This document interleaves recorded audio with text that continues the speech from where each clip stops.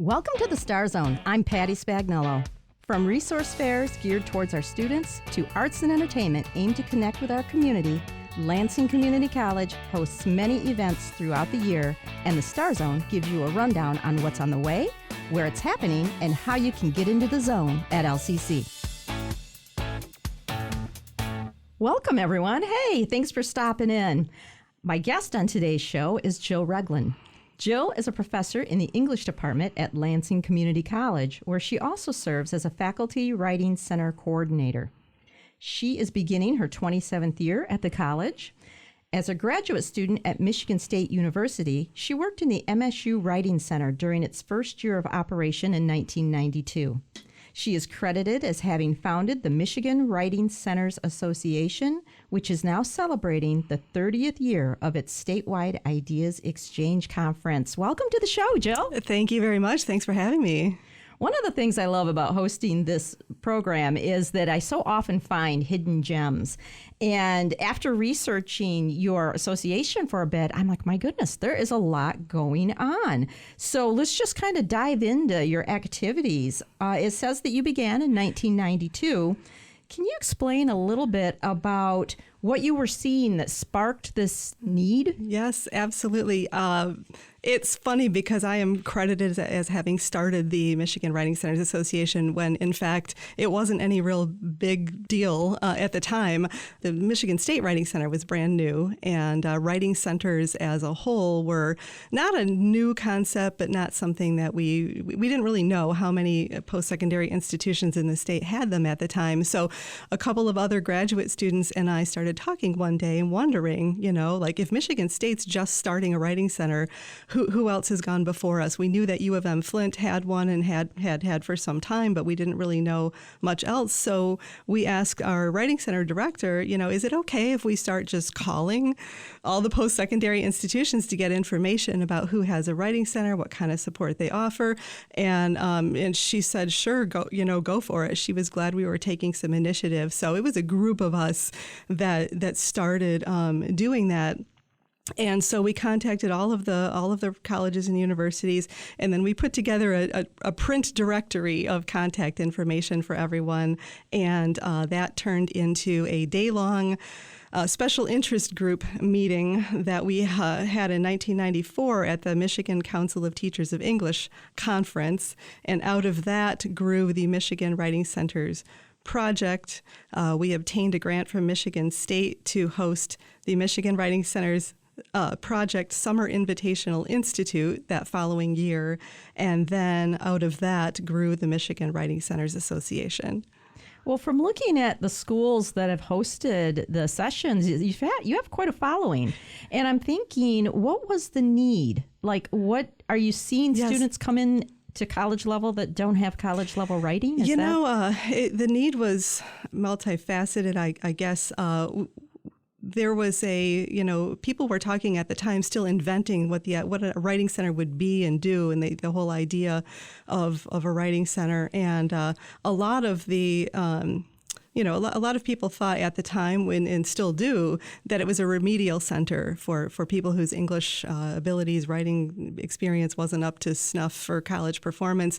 And yes, of course, we do get a lot of inexperienced, underprepared writers to this day in the Writing Center, but we also wanted it to be bigger than that, a place where any student and all student writers could come and talk about their writing regardless of their proficiency level and background, a place for all writers to come and get feedback on their writing. And so, we wanted to know what the vision and mission of other writing centers in the state was, and if there were similarities like that. And then a lot of people who work in writing centers are English teachers, like I am, but teaching in the classroom setting and working with student writers who are not your own students are really entirely different things. No, not entirely, but quite different. And so that need for people who provide writing support to talk to each other outside of an organization where people are talking about classroom teaching was really important. Now, the Writing Center at LCC is located in what building? In Arts and Sciences, room 2214. We've been there for quite a number of years. Okay, Yeah. so do students, what does the Commons do then for students? Because there are tutors in the Commons, correct? Right. The Learning Commons here in the TLC building, they offered subject area tutoring in all of the classes that the college offers, but we do tutoring in the English and writing.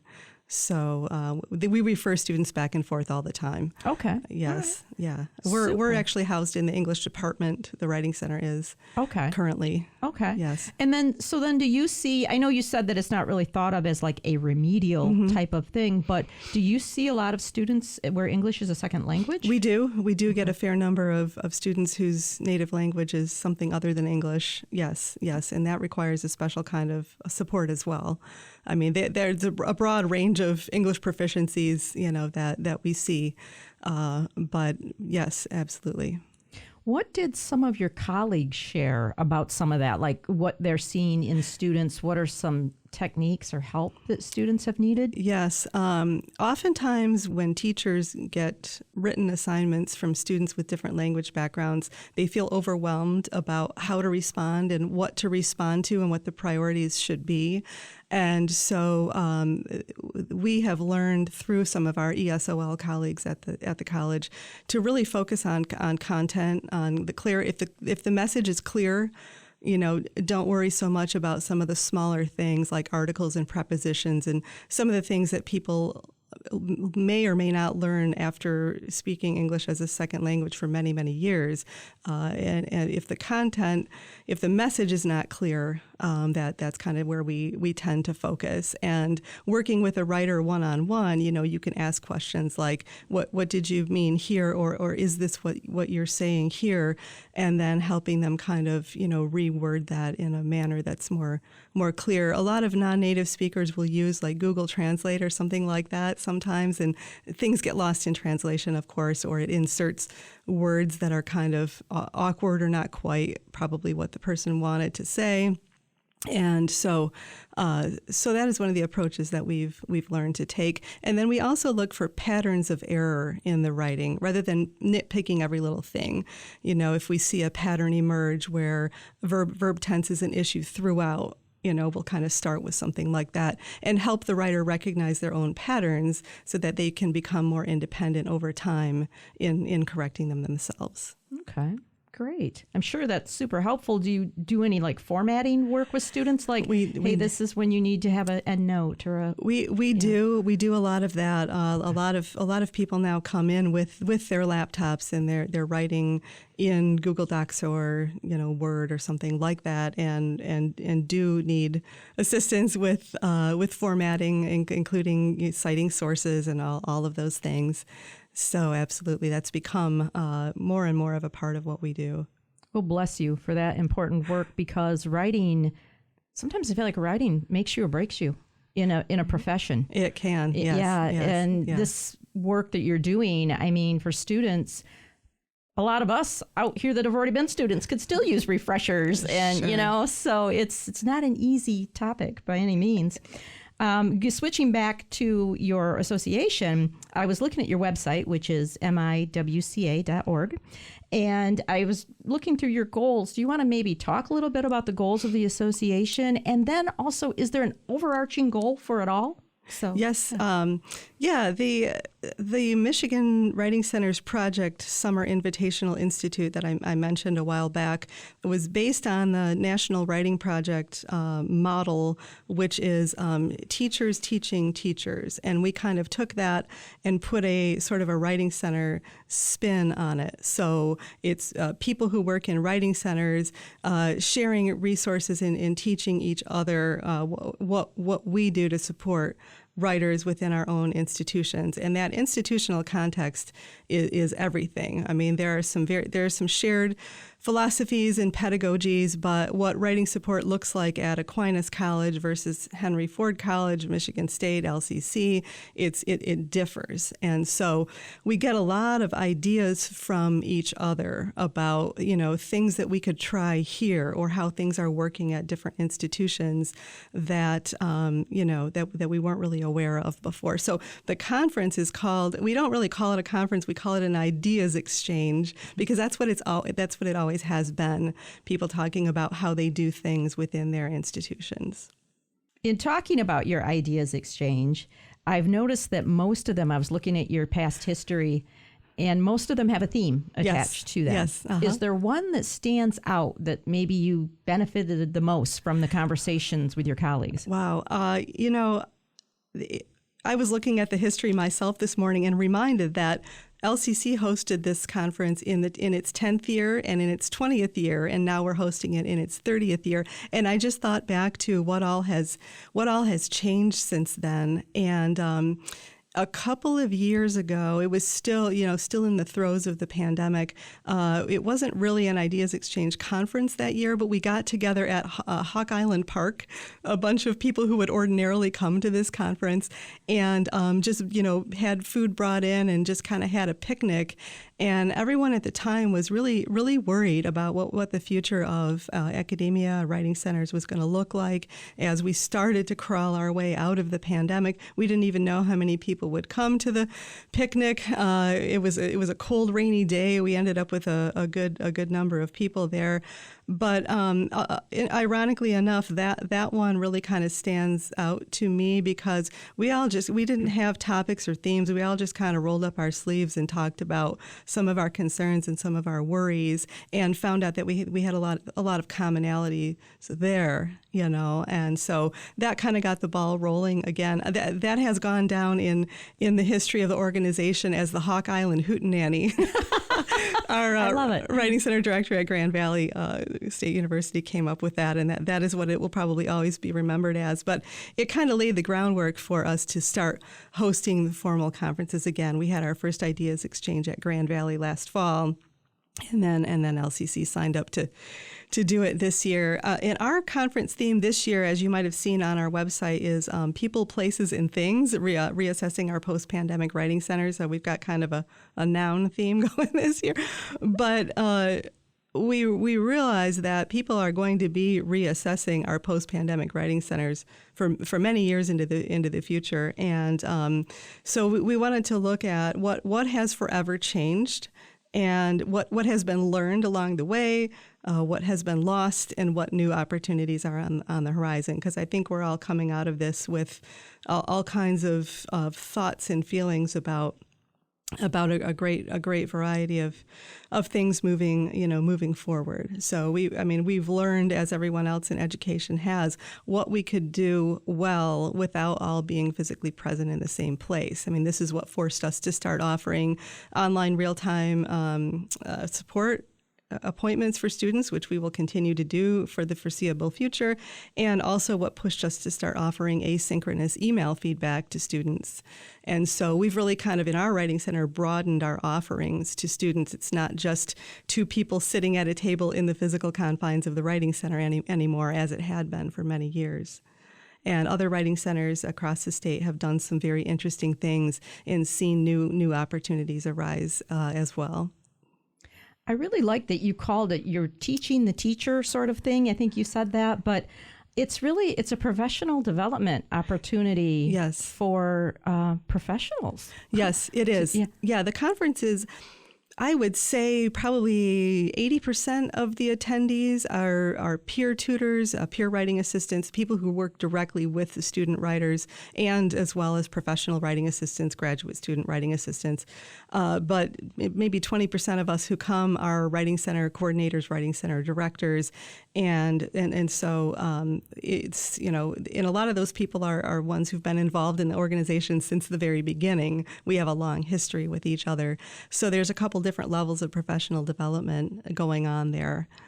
That's great. I saw also on your webpage, which, by the way, phenomenal information. I could surf through and find things. And like I said, I think I told you before the show, there was a little piece about this demographic cliff that we're going to be facing here with, smaller populations of 18-year-olds and then the ones just opting out to not go to college anyway. Yes. But you also within that piece talked about high school involvement. Mm-hmm. So I guess at first when I started this journey investigating, I was thinking it was all higher ed. Mm-hmm. But it sounds like now your approach, or maybe it always has been, is high school, getting those involved. Yes. There have been the high school writing centers struggle.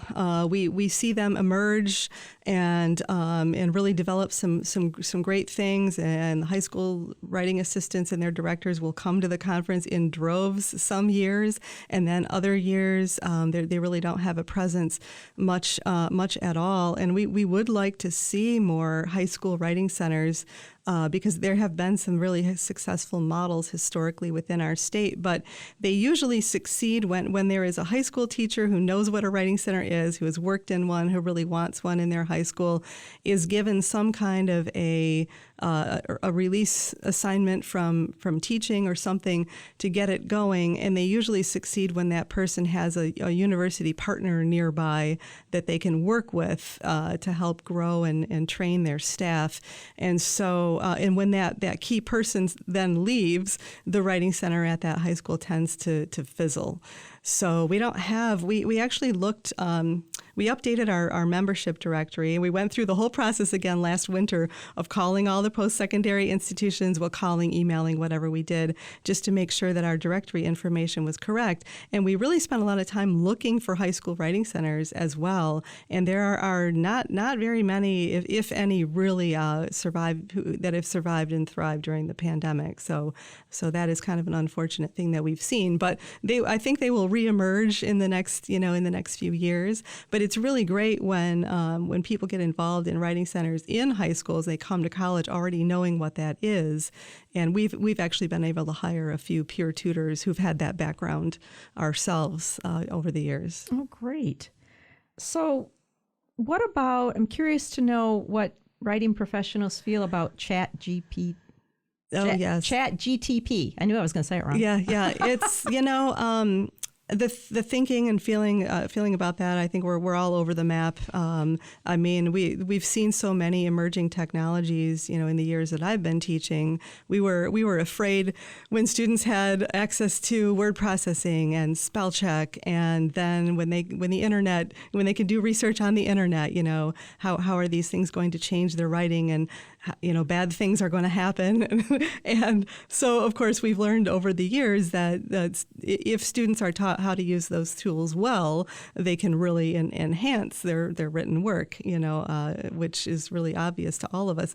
And I think, I hope eventually that we'll feel the same way about ChatGPT and some of the AI tools that are available. If students are taught to use them well, they can be good tools. They can enhance the writing process. I think some of those tools are great for obtaining background information and getting, doing some initial research on topics, brainstorming, that kind of thing. But of course, like with the emergence of other new technologies, people use them poorly, and we see the results of that as well when students turn in or whole papers generated by an AI tool, and it sounds like a robot wrote it, and they also, we've learned that they make up, it's called hallucinating. The AI tools make up sources that don't exist and actually provide source citations for them and everything. And then you go try to look for them and they don't exist. So this is something that I've had to tell my students too. If it spits out information and attributes it to a source, you got to go directly to the source and see if that source even exists and if that information really came from there. So it brings with it a set of responsibilities and skills that students have to learn, and that we have to learn as faculty and writing support professionals too. It's hard to get out ahead of that because it's all so new and evolving all the time.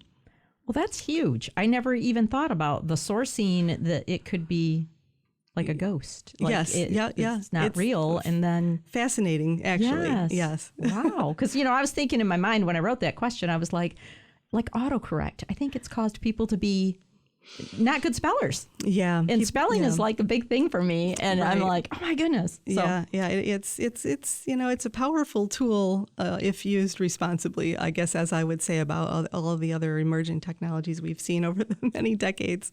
I mean, there are some faculty, I don't know on this campus, but I've read articles. I think someone's trying to pass a law in California that you can't use AI. Yeah, and how does that? I don't know how you're going to police that. How does that ever work? Right, yeah, right. Wow. We use it in our the meetings that we've had over the summer where we're planning this conference, we use the AI tool that's built into WebEx now to take notes for us. Oh, wow. To provide a summary, and it does a pretty good job.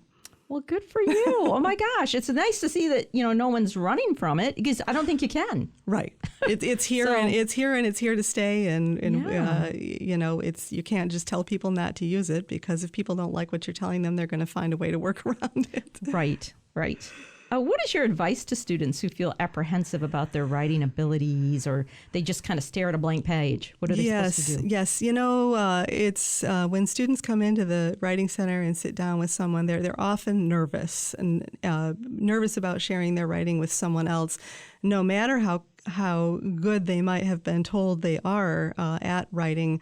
It's that act of, even though a lot of what we see isn't creative writing, even if it's an academic essay or a nursing 201 paper, writing is an act of creation, and we know that we are judged by how we sound and what we say.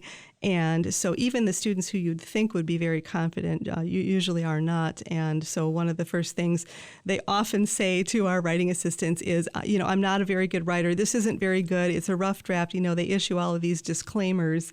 And then, we start reading it together and recognizing that, there's usually some real ability here, or some positive things that can almost always be pointed out to the student. And so I think it's really helpful for them to hear from someone like, this part's really interesting, or what you said here sounds really good. Or, even if they haven't written a whole lot yet, or even if they're just brainstorming topics, tell me a little bit about how you got interested in that topic. And we learn something from the students as well, and they learn something about their writing or the writing process. So we really kind of try to lay that foundation of, we want this to be a positive experience where they feel like, comfortable and confident coming and talking to us, and so that they will come back and do that more. Well, bless you, because that's really kind of a psychology thing, right? It is. Where if I go in all defeated, Mm-hmm. I'm just scared as all get out. Yes, yes. And we tell students, it's kind of like the metaphor of feeling like you already have to be fit to go to the gym. Which obviously the whole point of going there is to come where you are and improve from there. But that's a tough thing to accept. People feel like they have to have something written that's already good before they come to the Writing Center. Right. Oh, wow. I love that message. So your Ideas Exchange is coming up here at LCC on Saturday, September 28th. Who should be attending? The audience for it is mostly Writing Center professionals from across the state of Michigan, but we also hope to attract a number of people associated with the LCC community who just want to learn more about writing centers and some of the variety of services we offer. We have a nationally recognized keynote speaker coming in, and people in the academic community beyond writing centers know who she is as well. So we hope that will draw some broader interest too. Well, could you tell me a little bit more about this keynote speaker? Yes, her name is Dr. Wonderful Faison, and she actually started out, she worked in the MSU Writing Center when she was finishing her PhD there, and then also worked in the LCC Writing Center as a writing assistant for us, because she wanted to really get a better understanding of who our community college students were, and was interested in connecting with that population. And we knew at the time that she would go on to do bigger, greater things, which she very quickly did after finishing her PhD. She's now the director of the Richard Wright Center for Writing, Rhetoric, and Research at Jackson State University in Jackson, Mississippi, and that is their only historically black university in the state of Mississippi. So she's become a big name in the Writing Center community, and she actually just is the recipient of the most recent, it's a pretty prestigious Outstanding Book Award that the International Writing Centers Association gives every year. So she wrote a book called Counter Stories from the Writing Center, co-edited with Frankie Condon, who is the Writing Center director at the University of Waterloo in Ontario. And so in the last year, and she's working on a new book now, has quite a few publications under her belt. But it's really great to have Dr. Wonderful, as we call her, coming back to LCC and talking about some of the things that she's gone on to do. Well, great. I'm sure colleagues at LCC and beyond are looking forward to this ideas exchange session. Yes, yes. So thank you so much, Jill, for being my guest today. Yes, thank you. All right. Thank you to my listeners. This is Patty Spagnolo. As always, I wish you well. Thanks for joining us here on the Star Zone. For more information on this episode, visit lccconnect.org. You can also find a complete list of Lansing Community College events by visiting lcc.edu/calendar. Until next time, thanks for getting into the zone.